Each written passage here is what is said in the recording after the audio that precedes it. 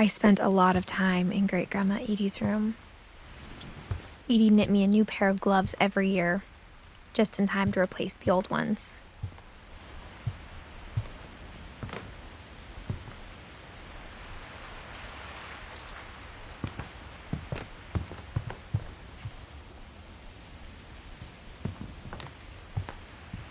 Louis died a week before we left, but Edie had already started to memorialize him.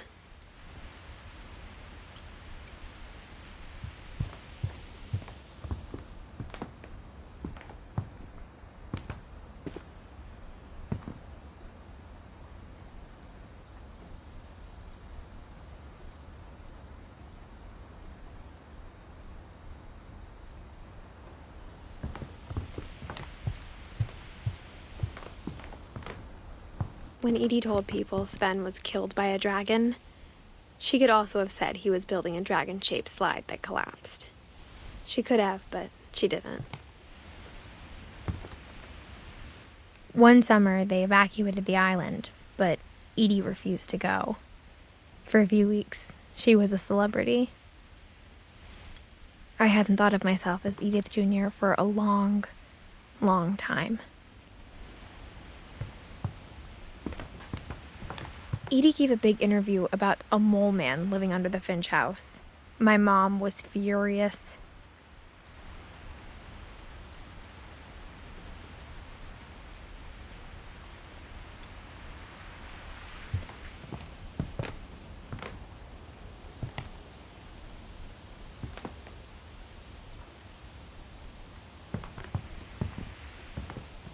Even in her 90s. Sometimes Edie seemed a lot younger than my mother.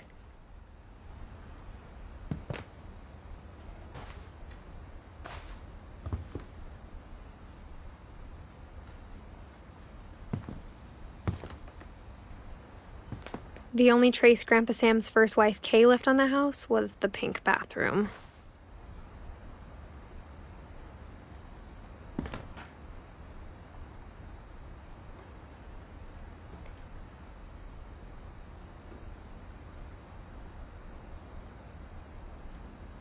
It was a pretty big trace.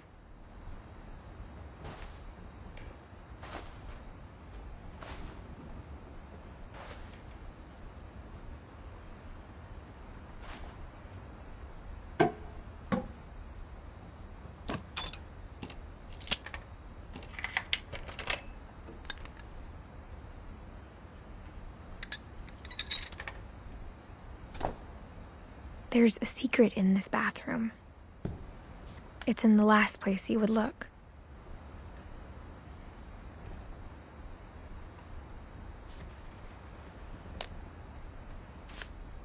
It isn't in the cupboard. It's hidden in this book.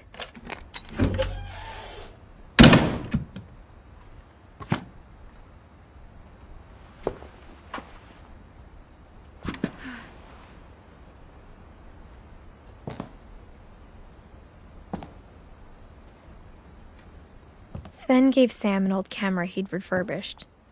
He never put it down.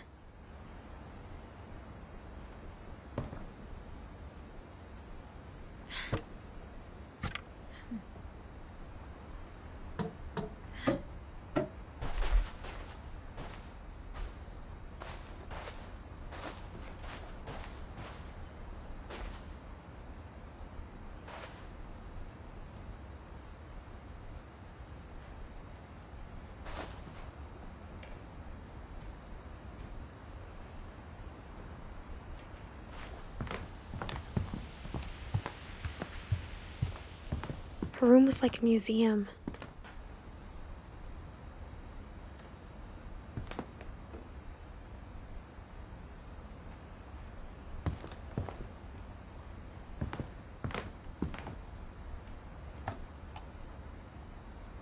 For 500 years, the Finches have been famous throughout Norway for their fortune and misfortune. Odin Finch buries the latest victims of the family curse, his wife Ingeborg and their newborn son, Johan. On January 7th, 1937, he set sail with his family and his house, hoping to leave the curse behind.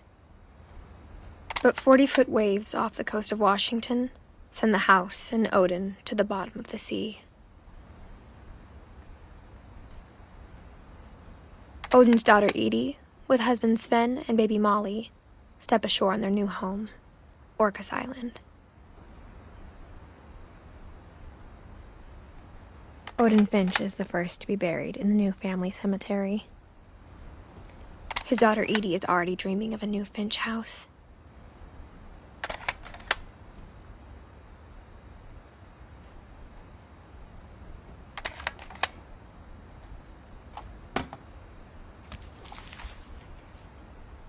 Whatever's wrong with this family, it goes back a long ways.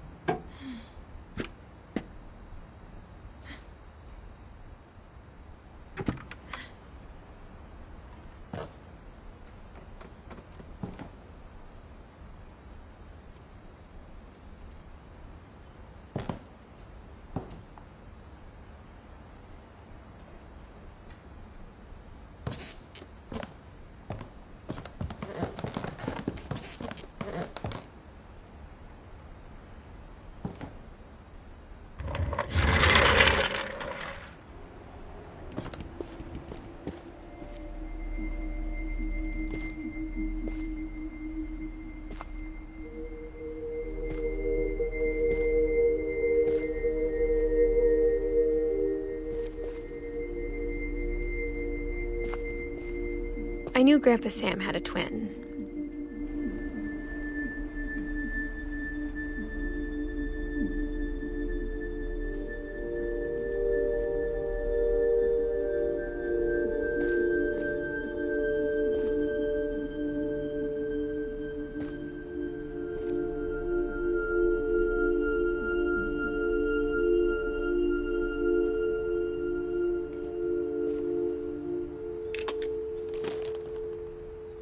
And that he never talked about him.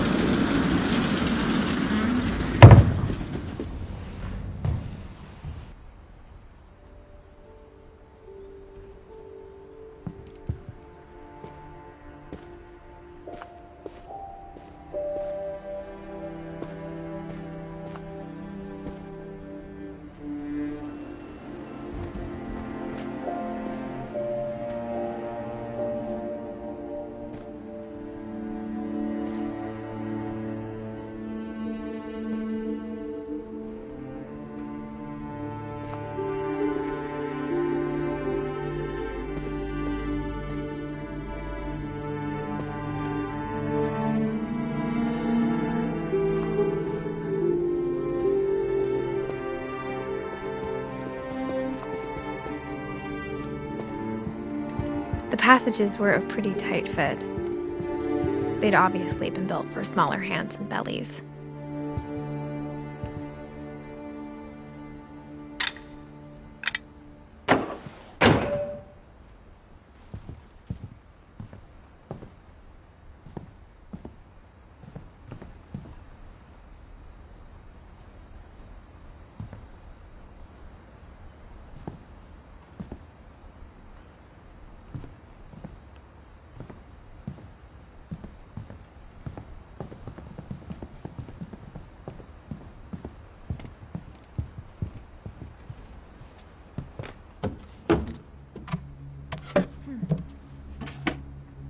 Growing up, I always thought of Barbara as a child star.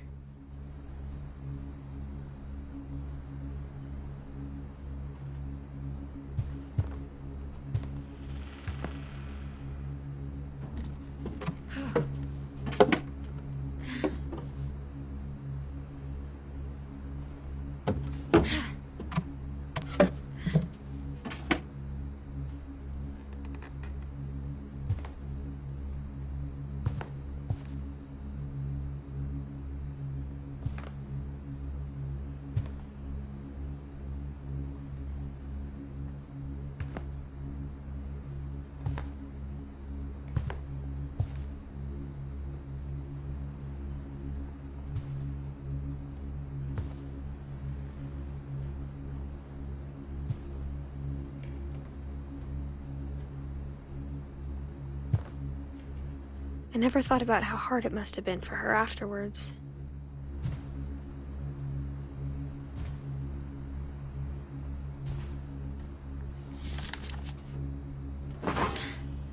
Of all the stories people wrote about Barbara's death, I'm surprised Edie saved this one.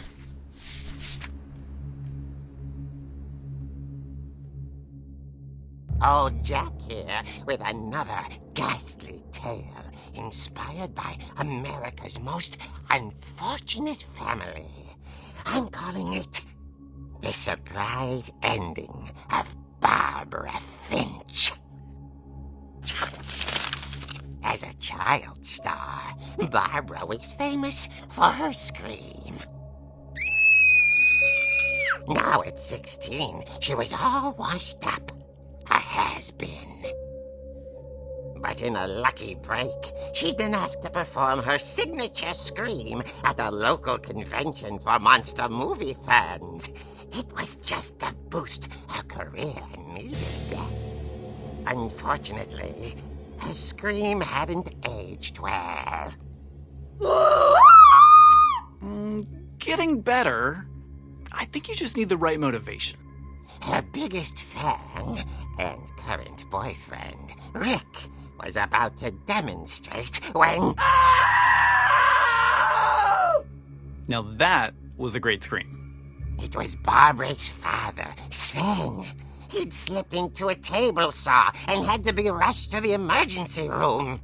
So Barbara got stuck babysitting her youngest brother, Walter.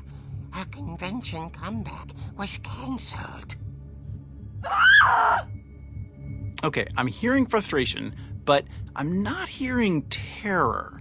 What if I tried... A gang of hoodlums in Halloween masks have been terrorizing Orcas Island tonight. Police are urging residents to... That came from the basement. You're right! Also, I loved your delivery on that. Why is your basement door locked? Because my dad likes making puzzles and secret passages. There's a key hidden in the music box. The secret is to keep winding and winding until finally the key pops out. Thanks, babe. I'll be back in a sec. 20 minutes later, Rick hadn't returned. So Barbara went to look for him, right on cue. She reached for the music box.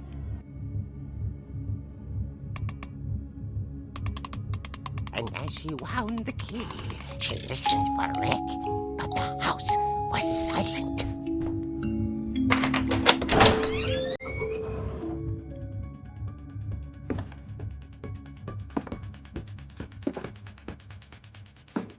She found Rick's crutch and imagined the worst.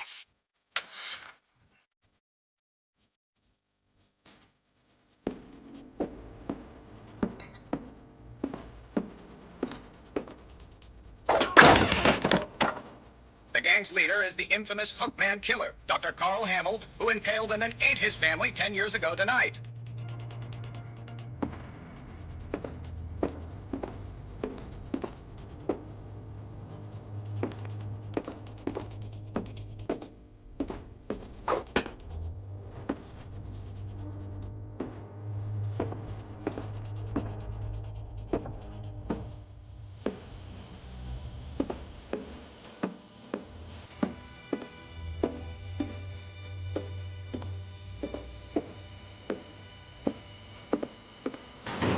cabbage rattled and grew still.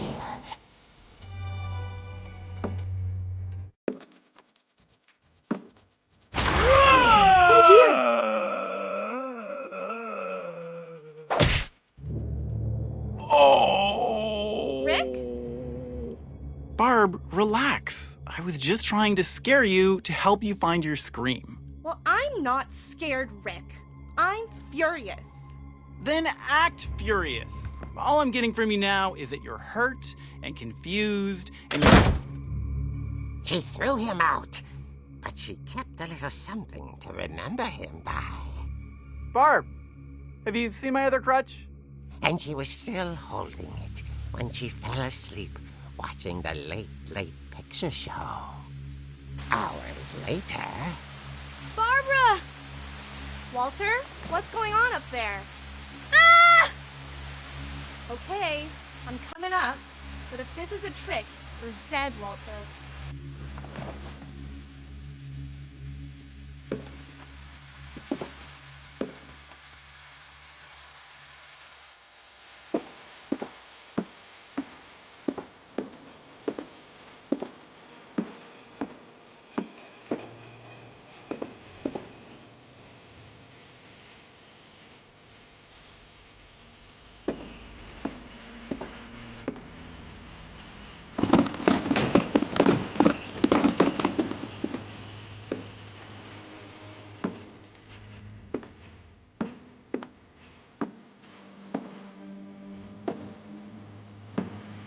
Walter, are you there?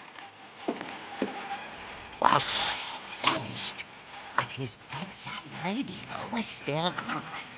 Orcas Island police described the man as 6 feet tall, with a steel hook for a hand. Residents are urged to lock all doors and windows and notify the police of any suspicious activity.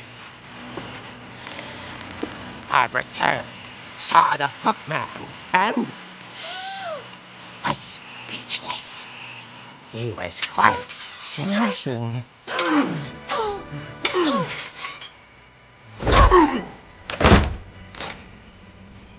And he couldn't get enough of Barbara. Okay, Barbara, there's gotta be another way out of here.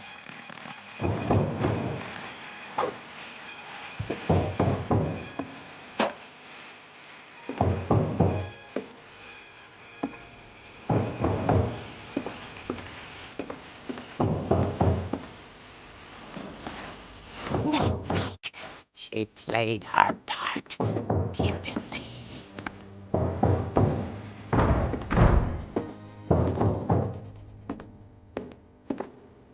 She thought about abandoning Walter, but just couldn't do it.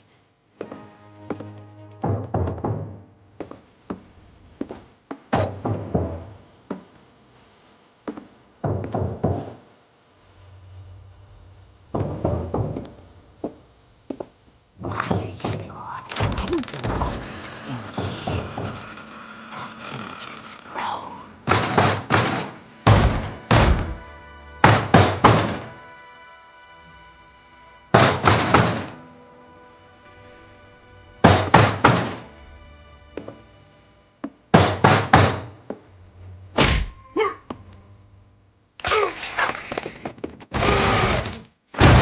He wasn't moving, but she sensed the story might not be over yet.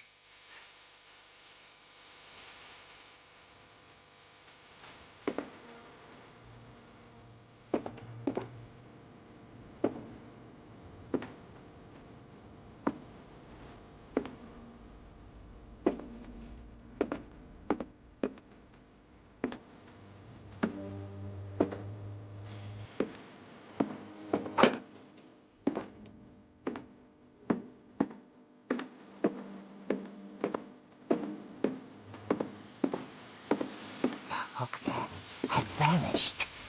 She listened for his breathing, but all she heard was...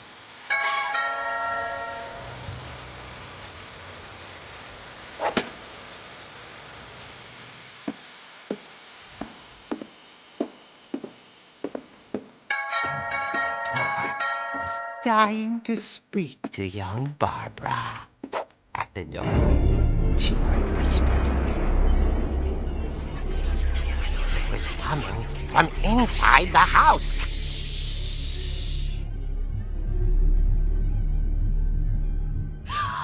Oh dear. The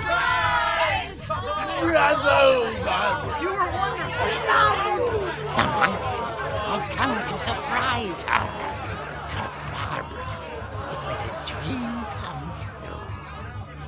Then she saw what kind of monsters they were, and she realized what was about to happen.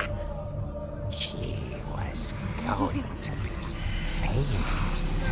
And with her final breath, Barbara Finch gave the performance of her life.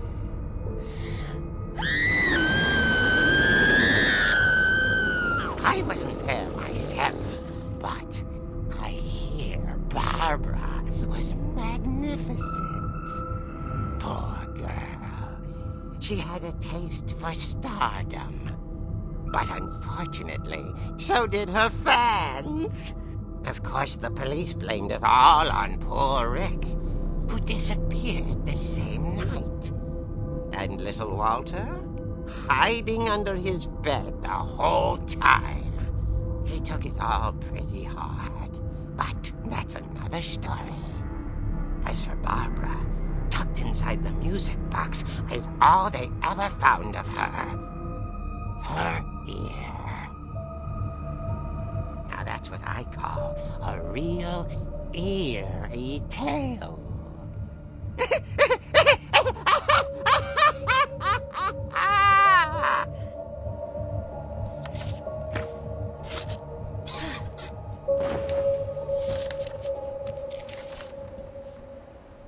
Edie told me all Barbara wanted was to be remembered, as absurd as that comic was. Maybe what Edie saw was a happy ending.